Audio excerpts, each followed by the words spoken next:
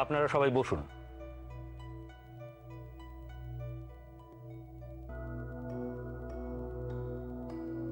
আদালতের কাজ শুরু হোক। ক্রিমিনাল ডিভিশন কেস নম্বর 316/2015 আসামি রজিত মুখার্জিকে মহামান্য আদালতে হাজির করা হোক।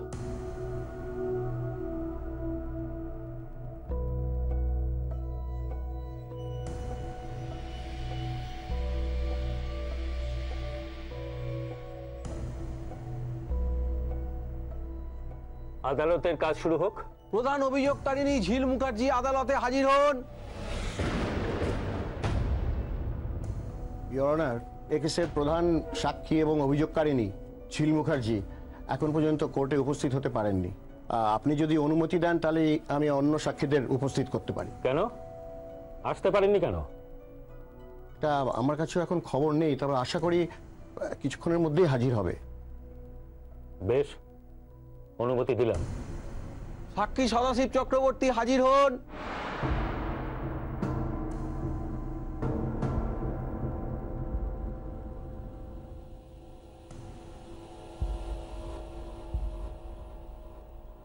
বলুন, যাহা বলিব সত্য বলিব, সত্য বই মিথ্যা বলিব না, কোনো কথা গোপন করিব না। যা বলিব সত্য বলিব, সত্য বই মিথ্যা বলিব না, কোনো কথা গোপন করিব না।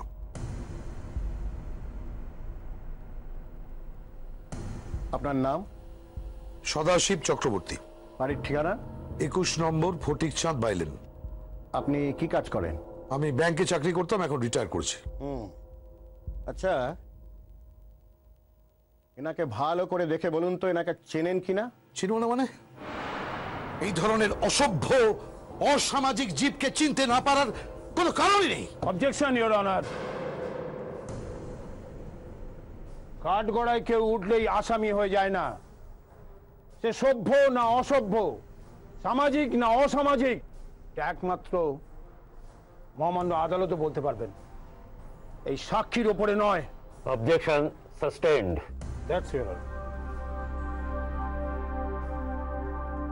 Thank you your honour. আচ্ছা, এবার বলুন তো আপনি এনাকে কিভাবে চেনেন? ও হচ্ছে আমার পরমার্থী, আমার কন্যা সম ঝিল।